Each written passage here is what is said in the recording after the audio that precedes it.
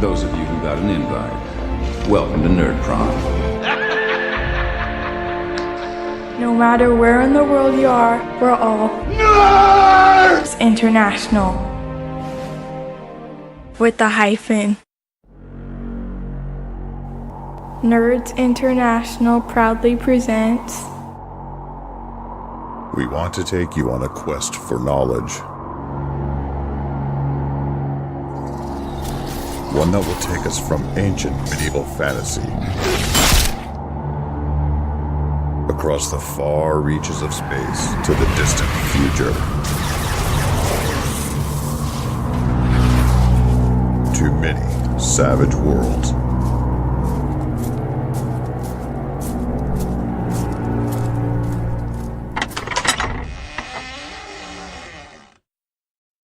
So welcome to this actual play recording for the Wild Eye podcast. Today we will be playing The Bounty of Black Skull, an adventure for Lankhmar. And with us, four esteemed guests.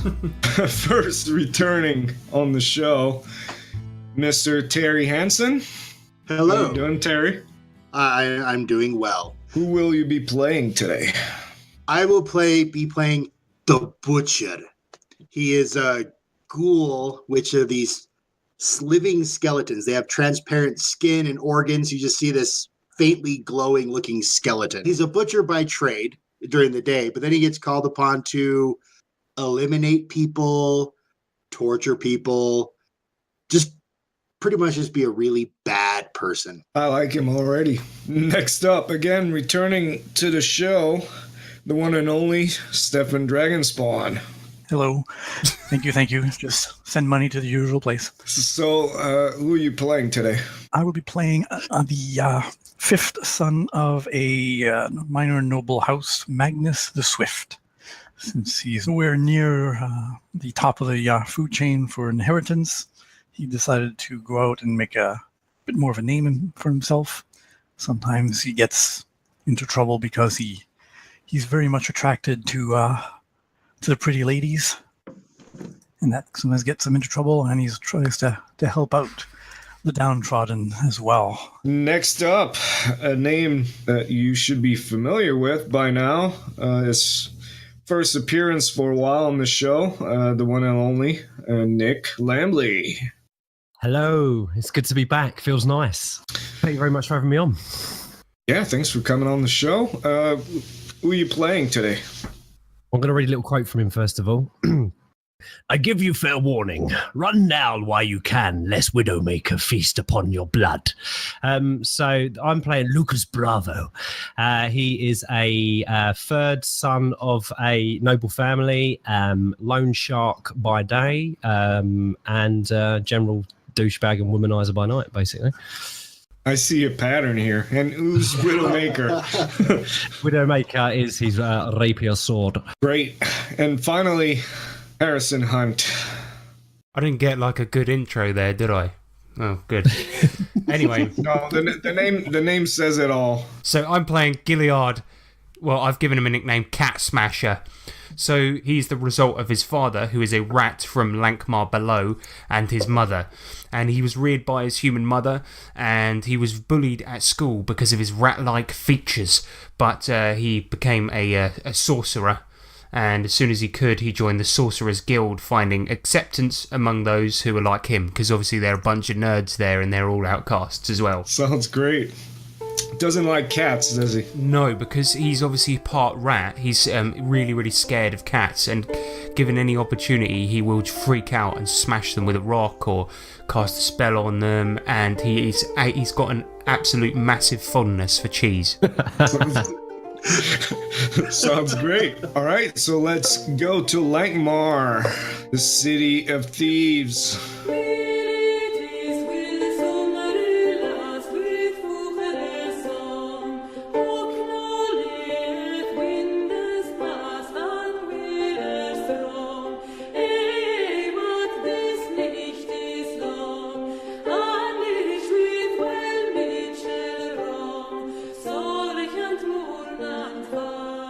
So, Earlier tonight, you were approached by a member of the Thieves Guild, and his name is Christopher Gray. And Christopher said to you that the Thieves Guild, as a proposition, I know you'll not pass up the chance to fulfill. We require your services in locating and bringing back here before us the notorious Captain Black Skull, who has stolen a large sum of money from our house. We wish to squeeze the very life from his body and penance for his cheating ways from our last meeting. We've heard tales his ship had made port this very morning in the city docks. Be forewarned, not much is known of him, but our sources say he prides himself on terrorizing others with his stout stature, all the while leaving gambling and drinking debts in his wake.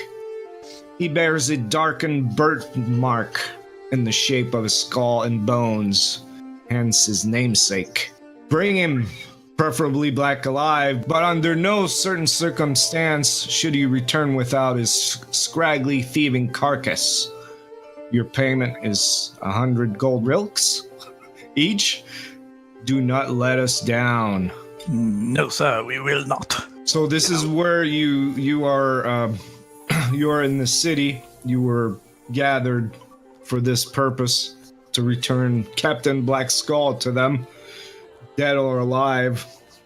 And you're walking the city is just even by day, light can barely make it there because the buildings are tall, the streets and alleyways are narrow, so there's always lanterns lighting the streets. Usually fog from the marsh in the east make its way through the streets, and of course all these chimneys burning firewood and moss, peat moss, covers the streets with smoke. But it is night. It's nighttime, and it is in a way a city that never sleeps. When people go to bed, that's where the thieves go to work. Murderers, assassins prowl the streets, and there's always, of course, the drunks all over the streets with all the fine establishments that you can find throughout Lankhmar. And Lankhmar is quite the cosmopolitan city, attracting people from all over Naywan.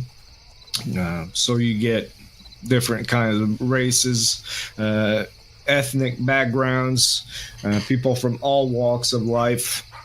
So I ask you, you need to find Captain Black Skull. What do you do? Well, that bloke from the Thieves Guild said that he likes a drink. Yeah. So I reckon we should go down the docks and search around any bars, see if he's been in there. I'm certain that all the wenches are going to remember a bloke with a birthmark on his face the shape of a skull. That sounds like a very good idea.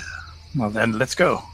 I probably know a few of the wenches as well, so I do frequent the area sometimes. And yeah, so let's start there. Gilead pats Lucas on the back and he says to him, Well, I too am lonely, so yes, I've slept with many a tavern wench myself. Oh no, I'm not lonely. No, I do it as a hobby.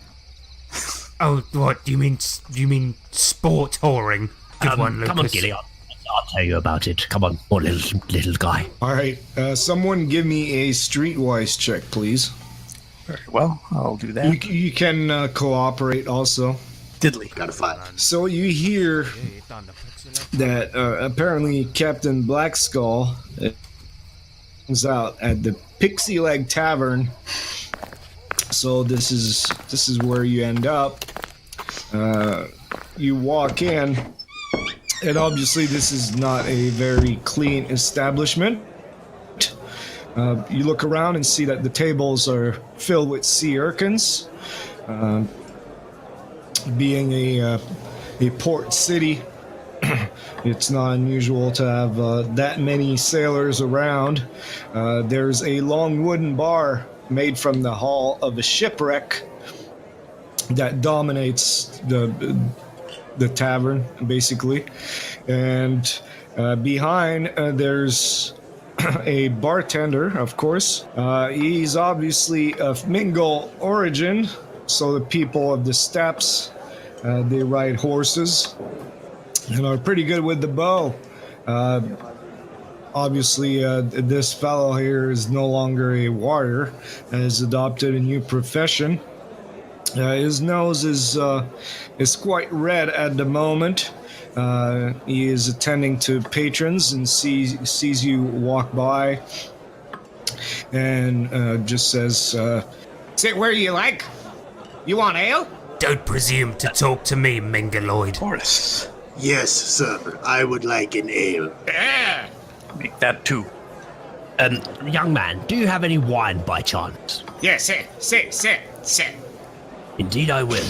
Gilliard pulls up a seat and he faces with his back to the bartender and he says, I don't trust him. I don't trust him as far as I could throw him, and let me tell you, that's not very far with his weak sorcerer's arms. Mingaloids. Why do you not trust him? They did nothing but bully me in school. Don't laugh at me, Butcher. You notice as he's serving people, he's sneezing all over the place. He's also wiping his nose off of customers on their clothes as they're facing the other way. He just grabs sleeves and just... You see, they're scum. They're nothing but scum. They're barbarians, and they don't like anyone that's more intelligent than them, and that's why they always beat me up. Gilliard does have a point. I mean, who goes around sneezing on people? Quite disgusting. Gilliard, look away. Well, now I remember why I didn't hang out in this neighborhood. Seems fine to me. Well, if we're going to ask him for information, we better buy something anyway. Come on. All right, and people around you. You find this small table by the window where you have to sort of get really close to each other because there's not a whole lot of room left. Borrow chairs from other tables, and people seems to be they seem to want to get away from the butcher, seeing as there's a naked skeleton roaming in the tavern. I got a belt. So a place to put my thumbs. oh, well, it's the thumbs that are the really scary part. Right, he's naked. Moving on. That has been established. So yeah, he comes over and he says, My name is Mongrel. What do you want wine? Oh, you scummy Too funny. 1 wine, 3 gales. Preferably in a clean glass. All right, very clean, very clean. And make them strong gales, would you?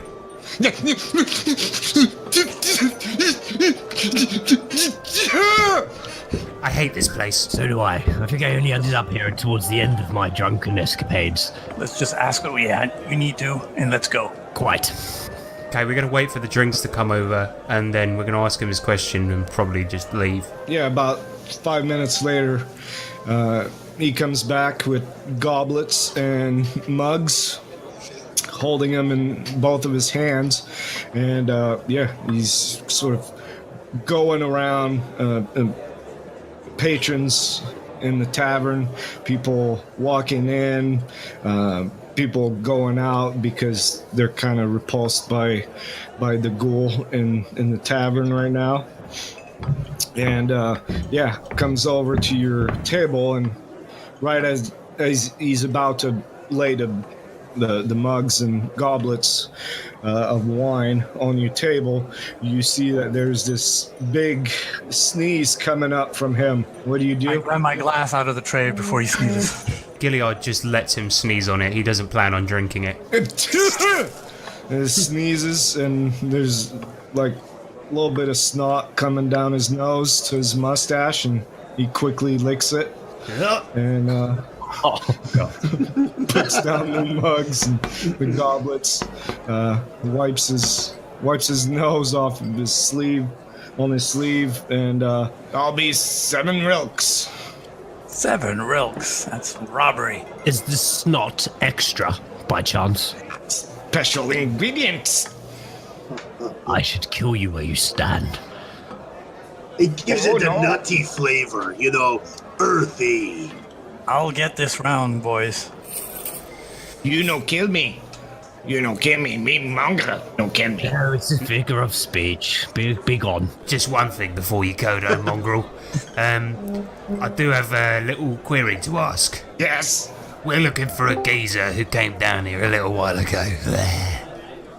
Called Captain Blackskull. Black skull. Oh, no. Are you having a seizure? Look, the point is... It's my brain. I'm thinking. Oh. Perhaps this golden rilk will help your memory. I put one on the table with my finger on it and move it around. I'll help your memory. Where's Captain Blackskull? He big deal. He very big He's deal. a friend of ours. Friend, Captain. Oh. You No. need to speak to him. Me don't know Captain Blackskull. Sorry. That's Perhaps you know someone who bad. does? We'd pay them handsomely also. Money. Yeah, me understand. Me ask around. Bye-bye. Listen, wait. I grab his shoulder. Oh. Yeah. When you say ask around, don't go like walking around just asking anybody if they know Mr. Blackskull. I mean, you work here, so that means you know the people that drink here. Am I right? Yes, but me don't know you. Perhaps, but that's not the point. The point is that we're trying to locate Mr. Blackskull, but we don't need everybody to know we're looking for him. Do you understand what I'm saying to you, Mr. Mongrel? No. Just ask people that might actually know him. Sailors and that. Yes, exactly. Ah, sailors. Do it quietly. God damn it. Shh. Precisely. Shush. Yes, that's it. Well, I think that went well, guys. No, we're completely f***ed. Should we go now, or should we draw our swords? No, that's a terrible idea. So anyway, lads, who's for a game of shove hate rilk?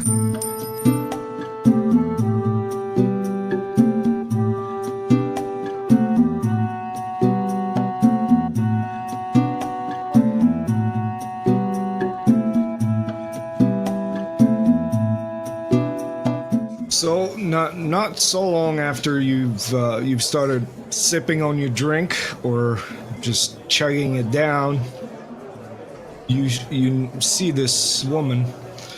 So she's obviously of the sailor type.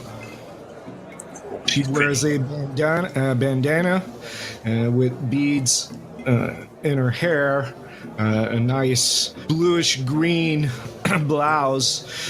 She also wears gloves, and very refined facial features, with puckered lips and a pointy nose, and she just gestures for you to come over at her table, which is empty.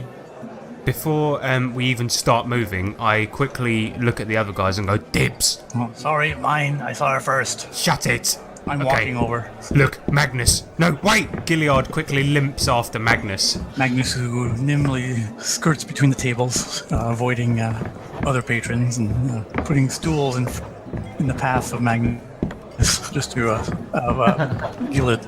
Okay, I'm gonna roll agility to try and avoid the tables that he's putting in the way. Damn it! Sorry, I got a 3 for my agility to avoid the tables. If you bang your shin against one of the chairs, and then Margaret like, You could shut it and all, mate. Hey, you mean? We don't like you. You want ale? Yes. y'all sit at the table with a lantern dangling over the table, and once you're all gathered around her table, she leans over and She says, I hear ye be looking for that tyrant of a sea dog, Captain Blackskull. Our pretty lady. Oh, what I wouldn't do to see him swinging from the gallows, every bit of life draining from his miserable, wretched body. Yeah, he's done nothing but made us slaves to his power-hungry ambitions and gambling afflictions. We've hardly eaten anything not spoiling days. My name is Zovia. I am first mate to a loathsome, ill-sucking creature. He stuffs his face while we, his loyal crew, scratch for the crumbs from his plate and nearly starve.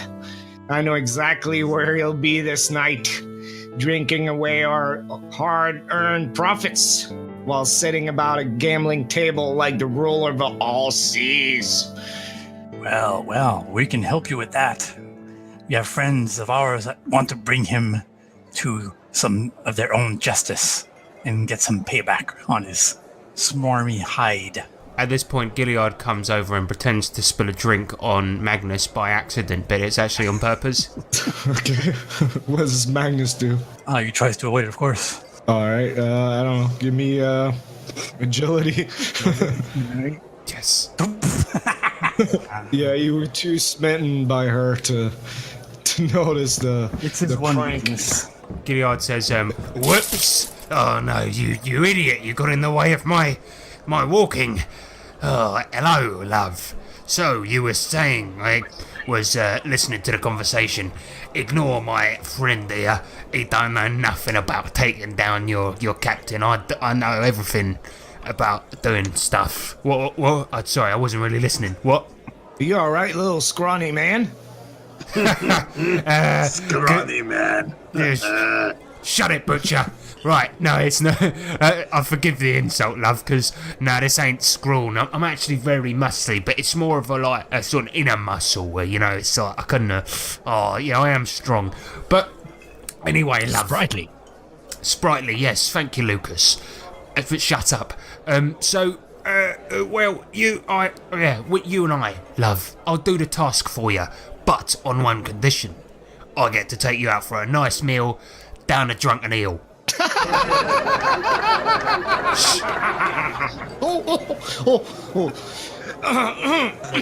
Even she knows that. Gilead immediately walks off and goes, nah, she's a slag. He's one shot and he chose the drunken eel. Alright, well, I'll make a deal with you. I'll tell you where you and your bounty hunting friends can find that worthless dog. If you do a favor for the crew and me. Do we have an accord?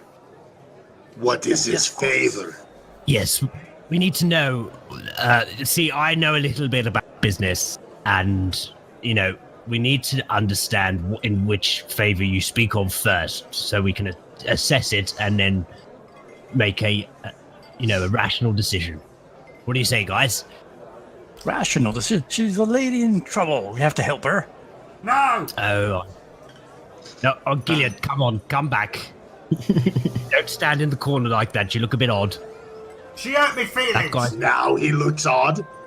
That guy's looking at him. You'll always look odd, Butcher. I can see right through you. I mean, look, we can see what you had to eat this morning. This is beauty and pure flesh, not you muddy-skinned people. Okay, that friend is creepy. Yeah, he's quite nice when you get to know him. Anyway, what I'm saying is... No, I'm not. No, he's not. Anyway, what do you want us to do for you? For information. Well, first I'd like you to put some clothes on. He puts his cloak on and puts the hood on while it's still open in the front. You obviously are not familiar with ghoul sensibilities. I have a belt. We're okay. This is still quite disturbing. Look, the belt's like him putting on a fur coat. He doesn't quite understand. It's a ghoul thing. Yes. Gilead, look, come back. Gilead walks back over and he's like, okay, I'm sorry. Alright, I'm sorry for calling you a slag. We'll do the mission. You're not a slag. But you shouldn't laugh at people, alright, just because they're different. Alright, I could laugh at you because, I could say something really cutting like, but I won't. And the fact of the matter is that you're mean. But what's the mission? Tell us the mission. All right, Gilead. How does this little man get to survive this long? That amazes I me. ask that often. I tap my staff on the ground and a little burst of magic comes out the top. And Gilead says, with a little bit of magic, love. And from the back you hear Mongrel say, Hey, no magic here. Go yourself. No such thing here. You go. With pleasure. Before you go. as I mentioned, we're famished. So, I would like you to sneak into Goblin's fine foods and retrieve some delicious food items for us. First, one barrel of Mitoken's finest ale. One basket of honey oat grain bread. A bushel of apples. One cask of red rosa wine. And 6 live royal crested roasting hens. 1 wheel of Stogenberg goat cheese. Lady, I am a butcher. This fancy frilly food, I will get you the finest cuts of steak, pork, delicious meat to fill your mouth with. I do not trust the origin of that meat. Stick to the list. Let's just do what she says. Let's get everything on the bloody list. We're not getting the hens, alright? Why? That's the only valuable thing to eat there is a nice cooked carcass of chicken. It's not for us, butcher. I don't understand. Who in the hell eats an apple? They're for throwing at people. All right, give them your silly list, woman.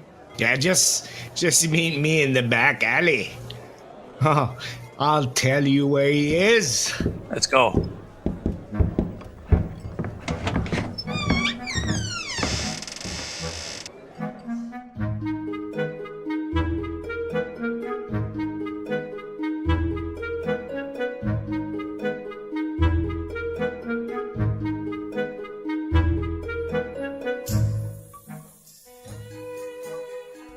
You head out and go to Goblin's Fine Foods. Once we're there, Gilead would like to have a good look at the place.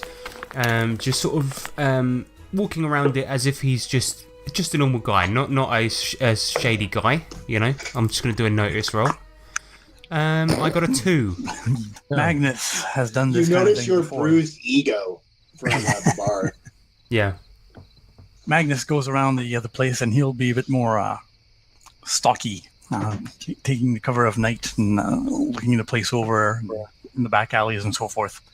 So I'll do a stealth check to see if I can look around to see if there's an easy way to get in. So you make it to the warehouse.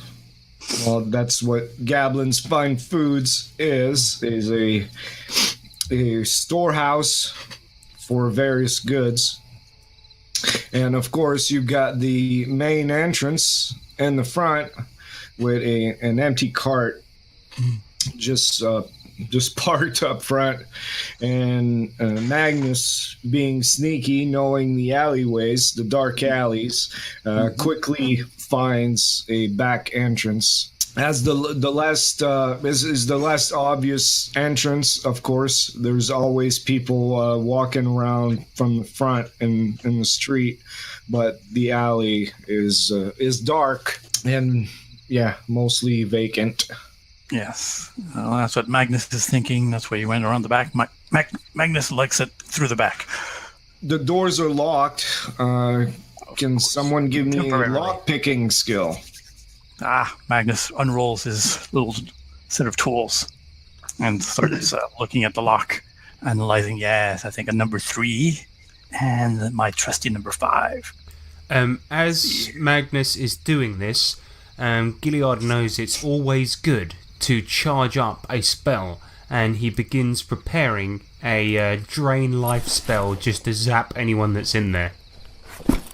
Okay. And he starts gathering his components and getting them into little piles on the floor just behind Magnus, and doing a little chant behind him. Yeah, give me that little chant there. I want to hear it. Oh, no me. Nice. All right, so Magnus swiftly unlocks the door, the back door. Trusty number 5, I told ya. To the warehouse, while Gilliard is casting a spell. And I heft up my axe, my cleaver, and whisper, "Don't worry, my beautiful. We shall cut some pathetic fools. I have faith." All right, give me a notice -2, please. Even though his senses are alert, of course, to any dangers, so that offsets any difficulties, and he gets a 5. Very good. All right. Well, you can hear from within the warehouse. There's at least one person, but that person is fast asleep right now and snoring heavily. We have one sleeping guard. Let's not make any noise, boys. All right. And then coming from the alley, you hear, Hey, you forgot scarf! Okay, I'm going to blast him with the spell. Your scarf! Gilliard is going to turn around, and instead of casting it on whoever was going to be in the warehouse, he's going to turn around and use it on, I assume this is the guy from the bar. Yeah, it's Mongrel. He's kind of running towards Gilliard, because Gilliard, you forgot your scarf in the bar, and he just wanted to give you back your scarf, so he's just going to hand you your scarf. It'd be a 5. That would be enough. Yep. So it's an opposed roll with the target spirit. So let's roll a spirit here. A 2. Oh, me feel not so good. Go back to the bar.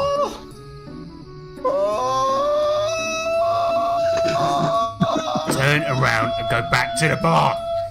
And then he leaves, and he's kind of stumbling on the way back.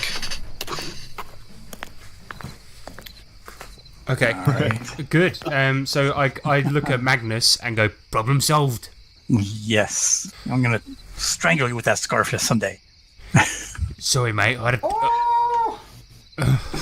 feel so well! Just go. Please help me, God! Just go back to the bar, you idiot. Go have a lie down.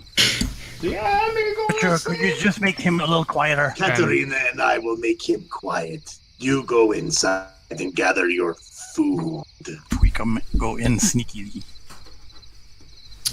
All right. So, well, maybe just put you in there. So you hear like, Oh! That hurts!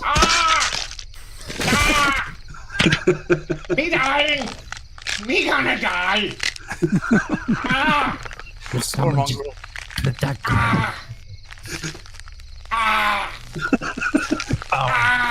God, this Me is bleeding out!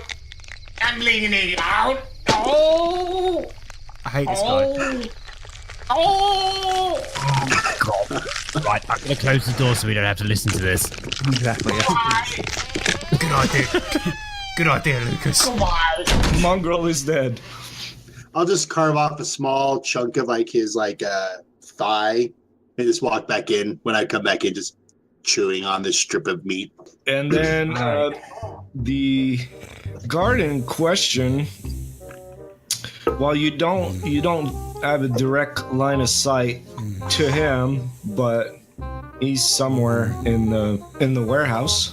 And once you get in, of course, looking around, looking for the ingredients you need to gather, he stops snoring for a second, and then you hear, he says,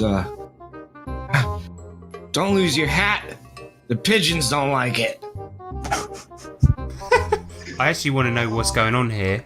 So, Gilliard is going to use mind reading, and I can cast that instantly because I don't have to suffer the -2. So here we go. So that is a 11. So Gilliard, moves up behind him, casts mind reading on him, and he goes, "Whoa, mind read." Wow. And he throws. That was anticlimactic. He mixes some components up in his hand and claps them together and then points his staff. Alright, so this is opposed by smarts, and didn't roll very high. Gain one truthful answer from the subject, but alright, I'll allow a dream walk here since you're not really asking one specific question.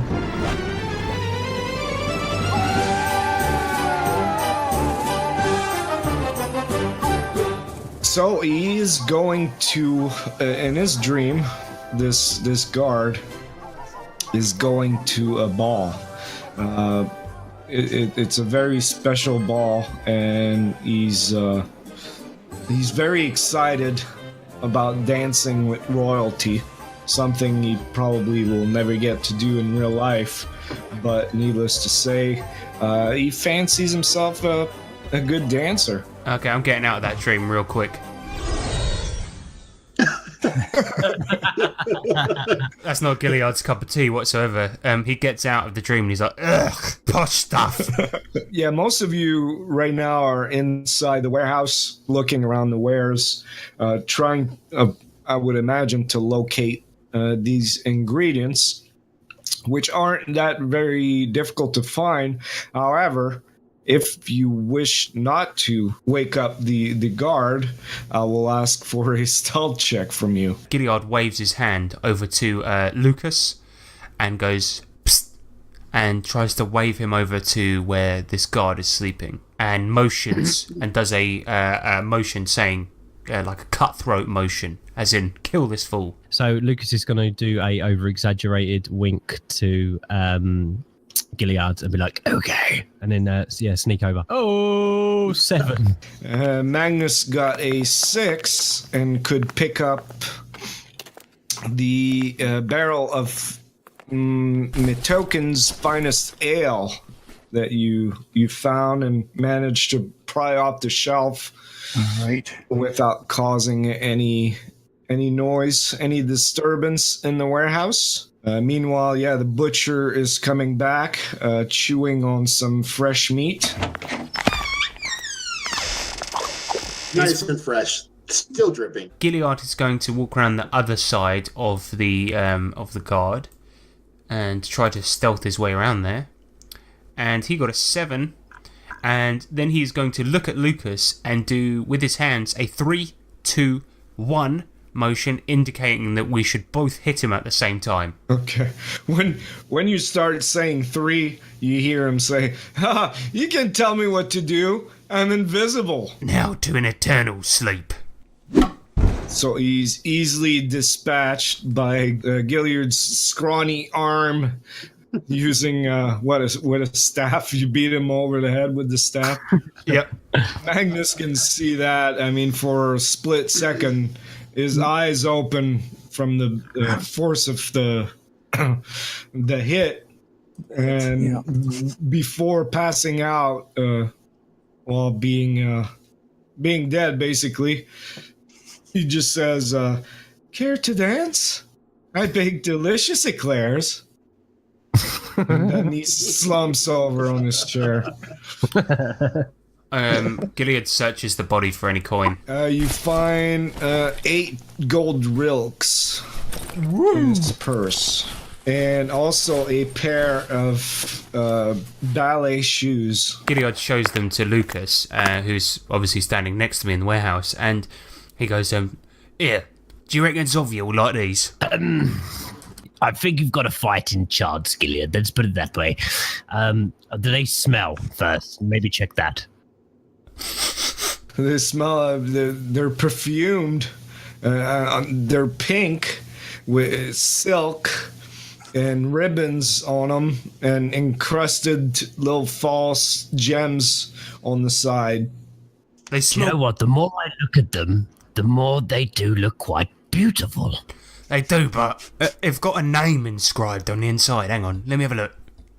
Bubbles. That's a weird name. Guys, we're not here for shoes. Shut up, Magnus. He's got a point. The shoes are actually quite lovely. But that's not the reason we're here. I know, we're here for love. Gilead, put them in your bag. And Yes. I definitely think you may be onto something there with Zovia.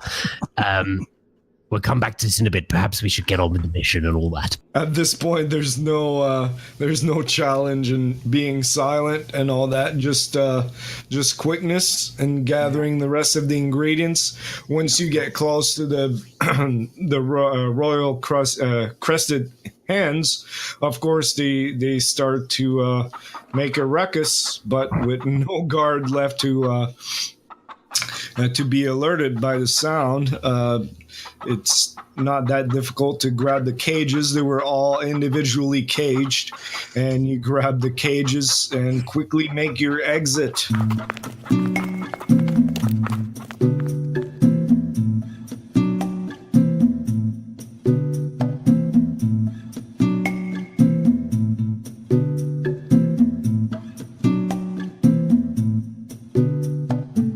We did it, boys.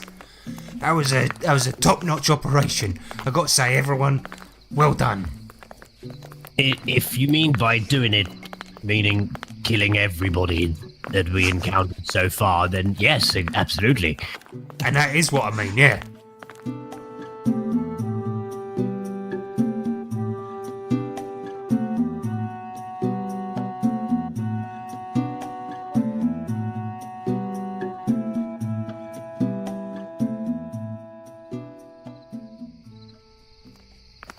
You walk back, making your way back to Pixie Leg Tavern, but in the alley you see a stretched arm. It says, Tell my children I love them. "That was I thought I Mongrel. killed Mongrel. He wasn't dead. He was dying. Come on. Mongrel is dead. Mongrel is dead."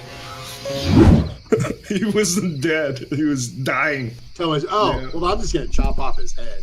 Yeah, we'll come back later to find the head's still alive and the body's like serving That'd be drinks awesome. at the bar. Well, I'm going to go through his pockets and see if there's keys. Maybe we can be the owners of this new peg-legged pixie place or whatever it's called. Yeah. Pixie Leg Tavern. Ah, there we go. It's now the peg-legged pixie. While we're doing that, can I pull my adventure cards? It says, play after you save a group of people from dire circumstances. The community adopts you and your party as local heroes, and you can always find aid there. Can we do that on the pub? I don't think you saved them from a dire circumstance. Come on, Eric. The pub didn't have a proprietor. Right. They had an idiot sneezing all over them. That's a dire circumstance. If you want to play that, he'll have the deeds to the place in his pocket. Sweet. I believe we've just acquired a pub. Perhaps we should get rid of the prior owner. Throw him over there. I'll take care of him later. Maybe it'll be on the menu tonight. So you make it back to Pixie Leg Tavern in the back alley where you meet with Zovia, and her and her crew are very delighted to receive this bounty from you. Everybody seems to salivate at the sight of this beautiful feast, basically. Also, it is starting. The weather is starting to change as a storm begins to swell over the city.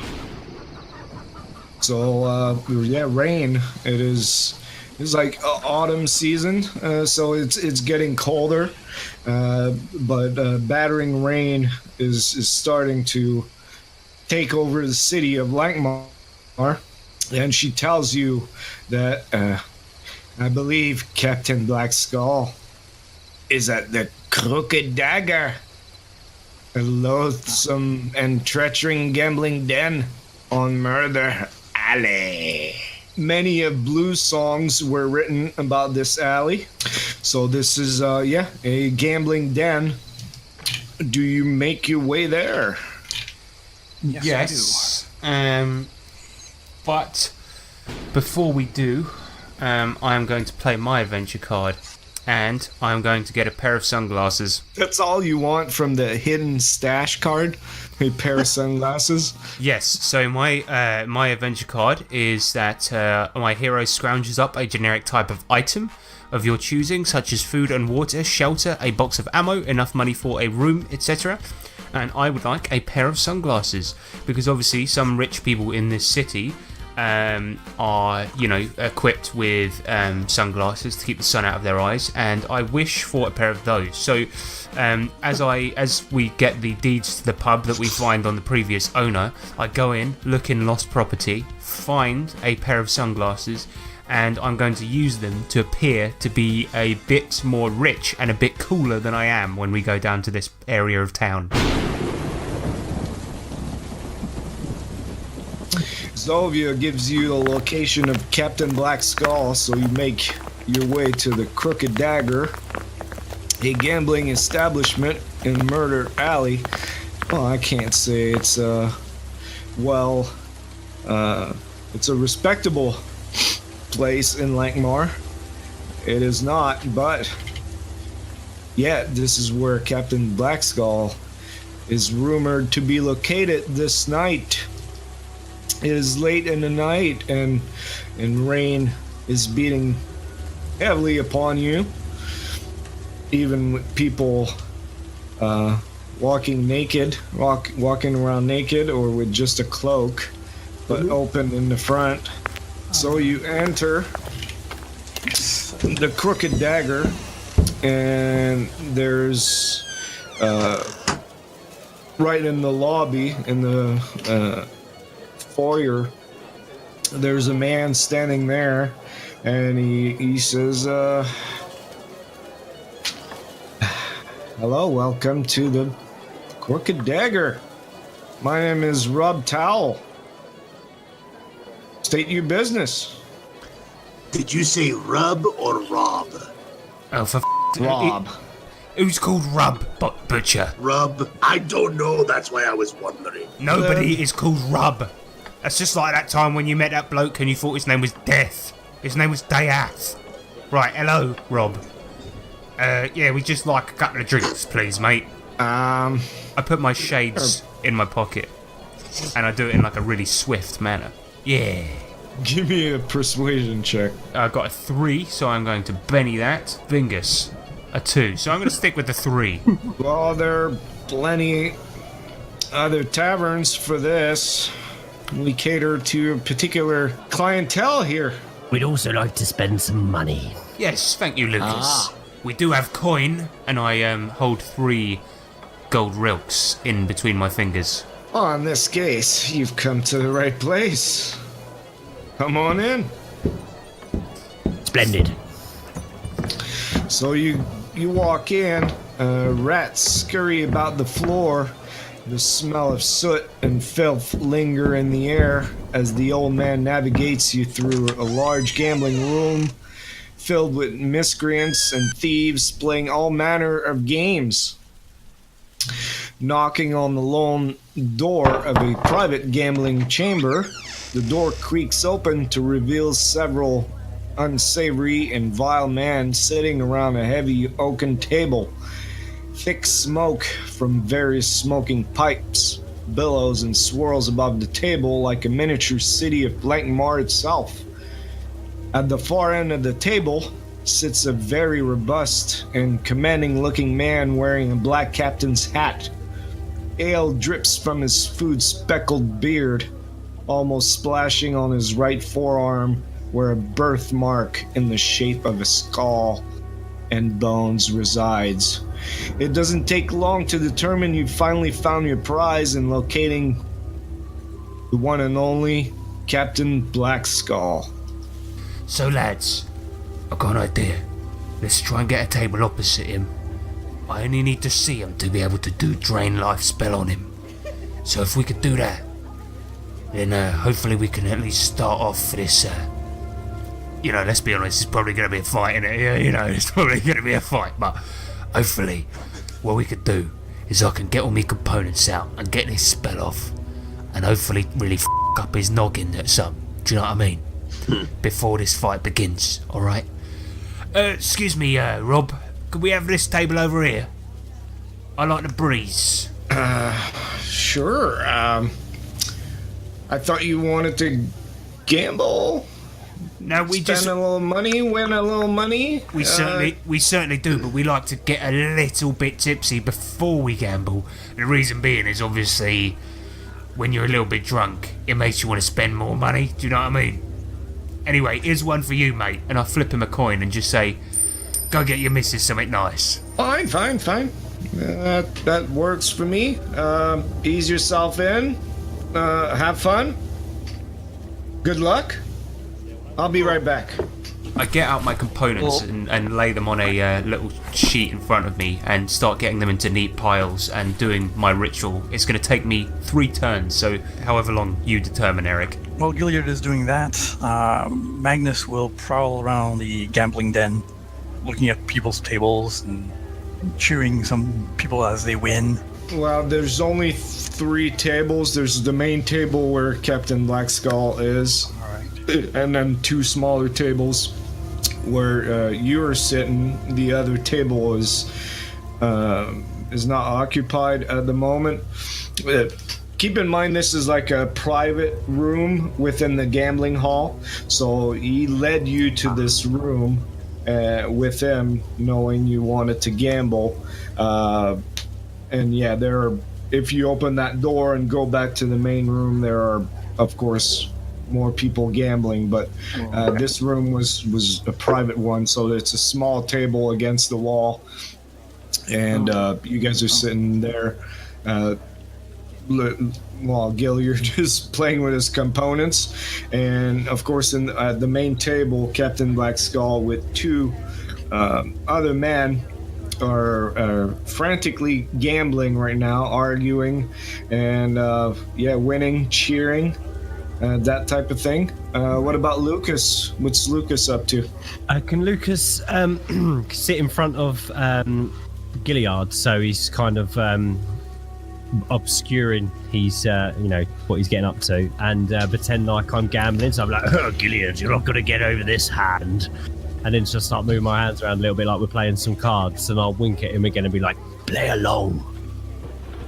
And try and basically cover up what Gilead's up to. All right, that sounds good. Pretending to be gambling. Yeah. Right, and the butcher. I'm gonna look over at Lucas. Lucas, I need some rilks. Lend me some. Okay, fine. All right, perfect. But this is the last time, because every time you say, Lucas, lend me some rilks, I never seem to get them back. And you know my profession is getting money back. It's just, you're so odd, I'd let it. But not this time. I always forget my coin purse at home. I don't put it on my belt in lack of pockets. The one thing you do wear is a belt, yet you forget your coin pouch. I see, yes. Yes. Okay. Fine, butcher, take this. I'm going to flick him some rilks. Perfect. I'm going to walk over to the table that they're gambling at, and I'm going to take my great axe and kind of put it, smack on the ground, so kind of make it very obvious I have a very giant cleaver with blood drying on it, and sit down what are we playing, gentlemen? And be all intimidating, just to make a scene. Ah, we be playing the one-eyed death? Oh, I got a 15 on Intimidate. One-eyed death. I am not familiar with this game. One of the guys next to the captain says, "Are you?" And kind of looking up at you and being uncomfortable. It's with those bones, and if you lose twice in the night, technically we pry an eye off of you, if you don't mind, of course. This sounds fascinating. Yes. How about we up the ante? Let's play one hand. You lose to me, I take your hand. Oh, that's interesting. It looks like the other guy across the table and says, "Yeah, Tom, what do you think of that? I mean, eye, hand, which one would you rather lose?" And the other guy's like, I don't know, Andy. Yeah, maybe the hand is better. That's it. Did that guy just invent a new game? Let's drink to that. What's your name? I am the Butcher. All right. Well, we'll name this game the Butcher Game. There's one guy I in the approve. Back to Gilliard. Gilliard, your spell is ready to go right now. You've been mumbling, pretending to be gambling with Lucas across the table. It's fizzling in your hand. You strain right now. You've got pearls of sweat coming down your forehead. It's ready to go. What do you do, man? I shake my head to the left, indicating for Lucas to move out the way. And then I lift up my staff just a little, and I just tilt it towards Captain Blackskull and fire off the spell towards him. So you beat him, and that causes a level of fatigue, right? It certainly does, and I'm going to immediately snapcast another one at a -3. Captain, after the first one, he's like, oh, methinks the rum is very strong tonight. Oh. And then after the second one, it's like, oh, I don't think I can keep this much longer. And meanwhile, the butcher is standing there with his meat cleaver, getting ready to play the game of butcher. Do you want to play that game with them? Sure. I'll play with the captain. I'll challenge him because I see him being all wonky. So it's like me and Piratey Joe here. Let us play. All right. Meanwhile, Magnus, what are you up to? He sidles himself close to the table where the butcher and the captain are playing. Hopefully, placing himself behind the captain's left shoulder. He needs to jump and take care of the captain. He'll be there quickly. You don't even cast a shadow. You position just right behind him. And you see the butcher across the table from you. Meanwhile, Lucas, you have to move out of the way for Gilliard to cast his vile sorcery on the captain. What are you up to? So I stepped up when that happened, and then I'm going to turn around and walk up to the table. But I couldn't help but notice that you guys were playing a new game. The Butcher, is that right? Well, I can't help myself. I need to join in. The rules sound fantastic. I'm going to try and pull up a chair at the table, see if I can get involved in the game as well. They look at you like, well, you've got some nice clothes, right? You're a noble, aren't you? Mm-hmm. So yeah, they see an opportunity there to make good money off of you. That's the impression you get, but yeah, you're smarter than that, hopefully. So we'll see. Gilliard, you keep casting that spell, or you do something different? I'm going to try to make him pass out. So I'm going to try to do it one last time to try and get one last level of fatigue on him. So I got a 2. So at this time the spell fails, and Gilliard curses as at the table he's sitting on his own, and he quickly wraps up all of the components, putting them back in his pocket, and he goes, "Oh bloody hell! Well, he's probably not feeling too great. He'll be easier to capture. Why am I talking to myself?" And he goes over to the table as well, and he's like, "All right, lads, room for one more." So right now you got the butcher, Lucas, and Gilliard at the table, with Magnus looming over the captain, who's acting quite tipsy by now. You can tell he's not feeling so well. But it's time to play the first round of the new game, the Butcher, where you can lose a hand. So the stakes for the first round of this game is 5 gold rilks. Yep, Gilliard puts on his sunglasses and chucks them onto the table. So I will ask for a gambling roll from everybody. Okay, what did everyone get? I'm sticking with mine. I got a -2. I got a 3. Okay, I got snake eyes. Also, and I'll let you guys decide after you roll since I didn't specify at first, but you can try to cheat, and cheating is a +2 to your gambling roll. However, if you roll a 1 on your gambling roll, you're discovered as a cheater. Well, then I'm gonna cheat. All right. So how it works is the lowest total will pay the highest total, the difference times the stake. So right now I have to roll for the other guys. So Lucas with the critical failure of 1. So you owe, was it 13 times 5 gold rilks? 65. 65. I got it. I got it, baby. All right, and he's happy. Good game. Good game. Yeah, Let's play another one. Yeah, what a great game. Oh, man.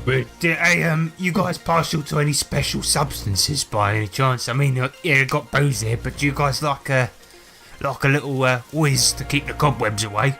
Sure. You have anything to offer? Yeah, I got this new stuff. I got it off me mate down Pimp Street. It's called Corpse Dust. Yeah, you want a slice? Never heard of it. How do you consume this drug?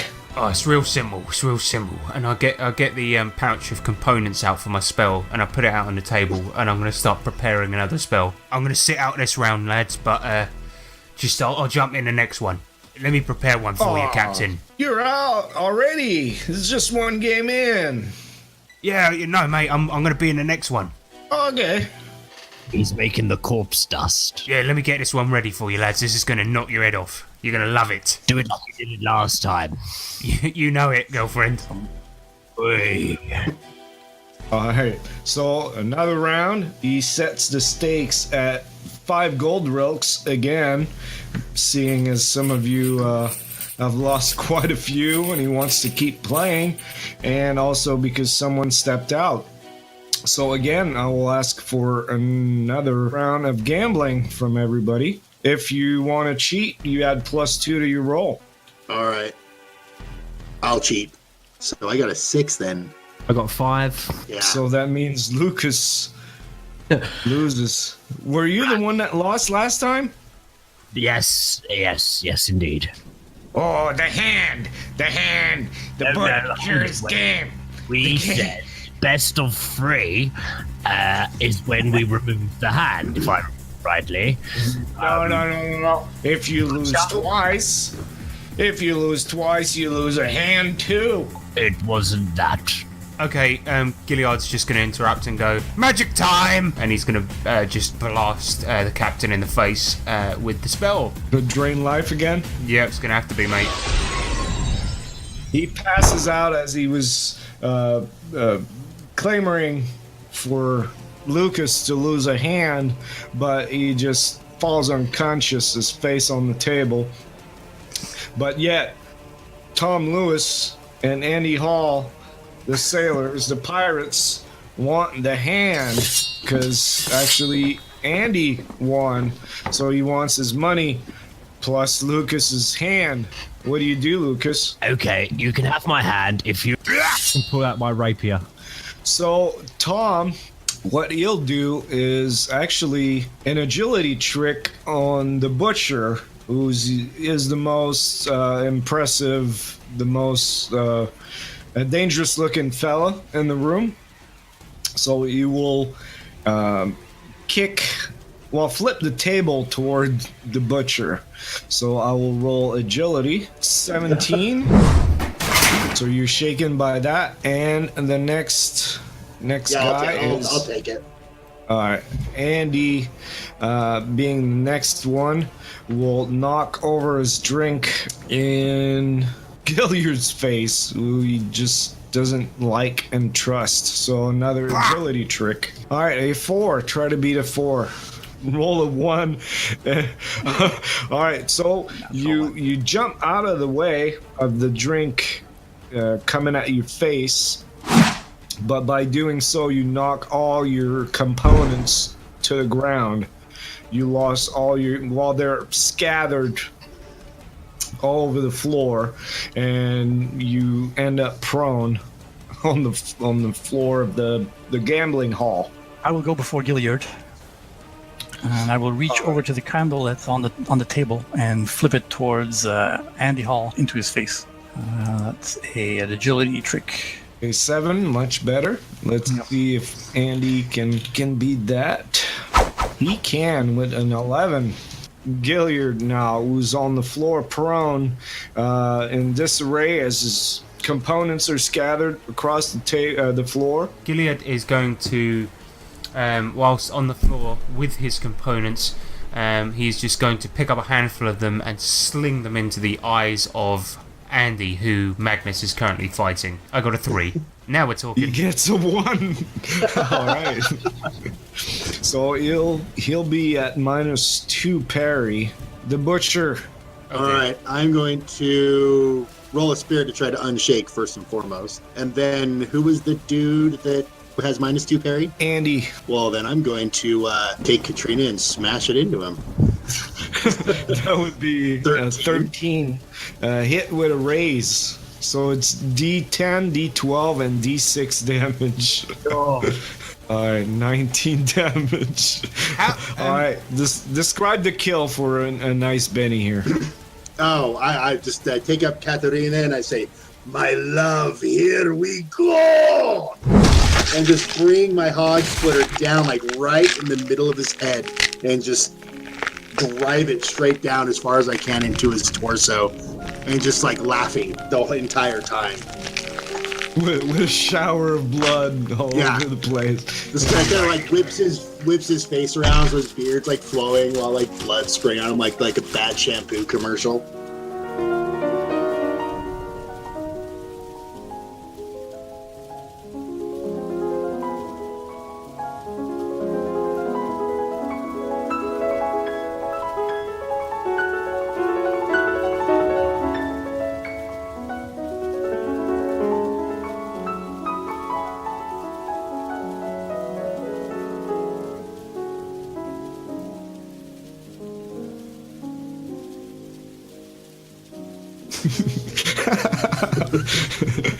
I love it. All right. Benny and Andy is no more. So with this shower of blood and Tom just screaming at the top of his lungs as his buddy Andy Hall is just chopped in half by the butcher.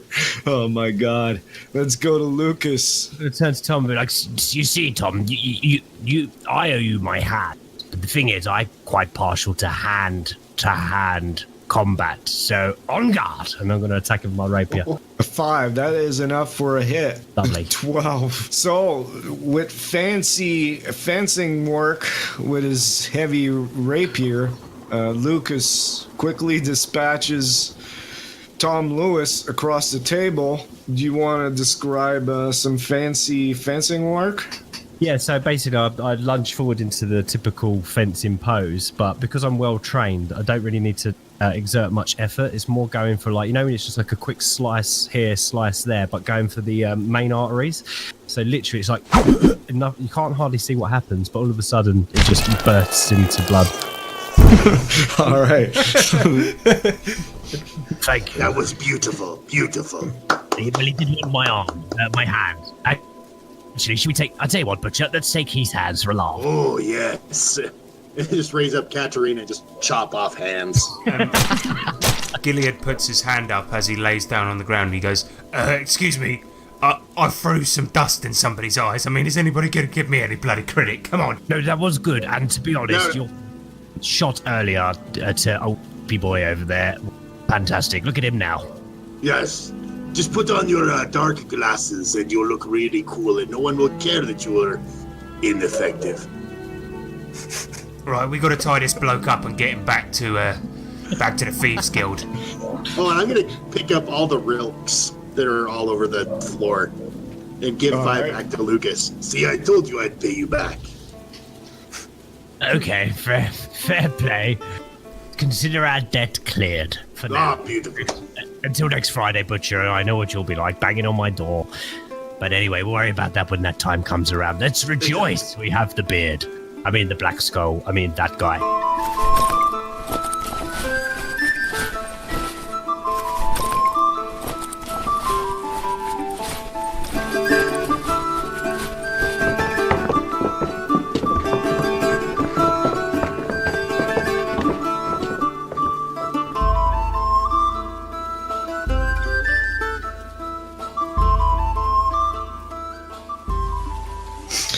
All right, so you make your way out of the gambling den in the middle of the night. It's close to dawn by now, but escort the captain out.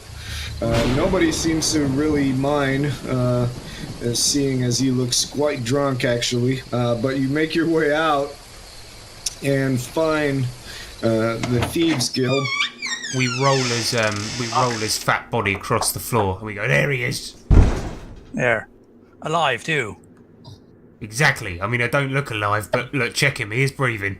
He still has his hands. Exactly. Still got the head. Still got the hands. What more could you wish for? Full package, as they say in the industry. He ain't got his gold. We nicked that. And as I mentioned, it was raining quite heavily with the storm. And as you hand Captain Blackskull over to the guild, you notice that this birthmark on him that looked like skull and bones is actually being washed out by the rain. Something very odd. Damnation. And one of the Christopher Gray that you talked to, being one of the thieves from the Thieves Guild, quickly points that out and then says, well, as promised, here's your money. Thank you. Gives you a purse with 100 gold rilks each. They take him inside a building, and on your way back, you're stopped by a courier. Well, he introduces himself as Matthew Hansen.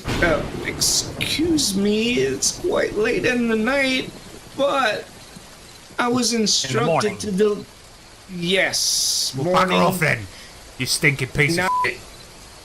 But I was instructed to deliver this message to you.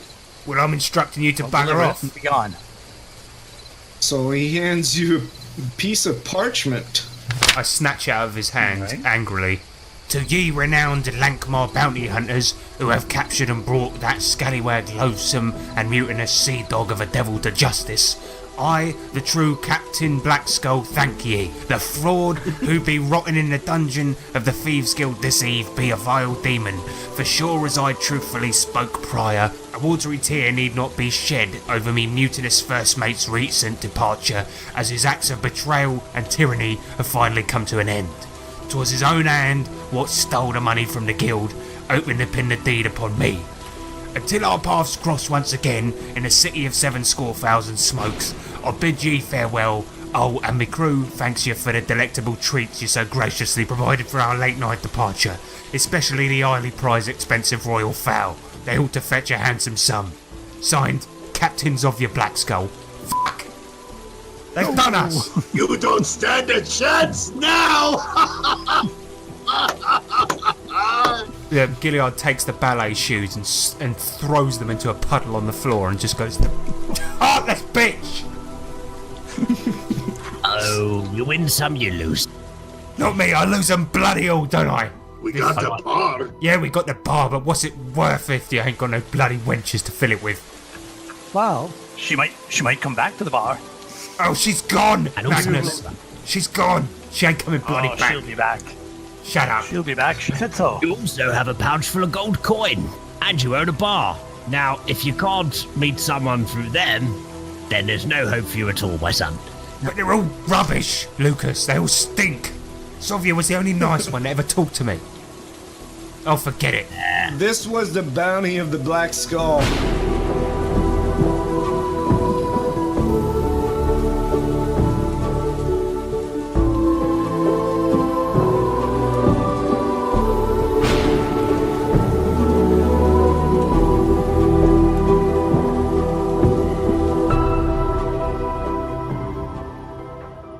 Hello everyone, this is Gilead, and here's some outtakes for ya. Hey. Alright, someone give me a streetwise check, please. Terry, if you remember that you guys have to announce your roles. Oh, well, I rolled a streetwise. No, you and dickhead. Got a 5. Oh yeah, that's fine. I rolled. Be right back, I just gotta pee. Isn't it strange how this whole pub seems to have paused all of a sudden? It's like we're in a state of purgatory. It's almost as if someone has control over their very lives. I don't understand it. Why do I feel as if I don't exist anymore? Look, even the bartender's snot seems to have frozen in space. I can't drink my drink. I can't move my arms. It's horrible. It's almost a person, but not. Hitting me inside. My whole life is futile. Why are we even here? Butcher, I love you. Jeez, you Don't guys say never get things out you'll of regret. character. I think this is the end for us. Nothing seems real. I'm just going to end it all.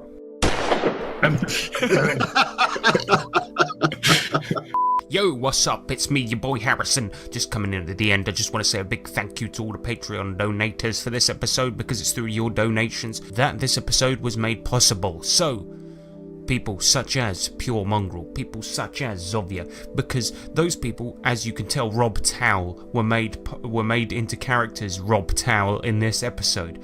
So, Bubbles, because through your donations, obviously we were able to make this Bubbles episode, and then Rob Towel became characters in the Pure Mongrel episode, and then obviously I've lost my train of thought. You see, I was trying to, and then of course what happened is then we took those names and we made them into characters. Well, I didn't. Eric did Rob Towel in the episode. So if you want to become a character on the show, then all you need to do is go over to Patreon, Rob Towel, and then donate to the episode, Zovia, and then give some money. It can be $1 a month, it can be £10,000 a month if you want, dollars, Rob Towel. And then once you do that, I can achieve my dream of bathing in money. So if you want to help me do that, then please donate a ludicrous amount of money, or don't donate Rob Towel, Pure Mongrel, $1 a month, Zovia, and then become a character, Christian Grey, to the show. And then obviously, yeah, the episode good. Okay, thanks, bye.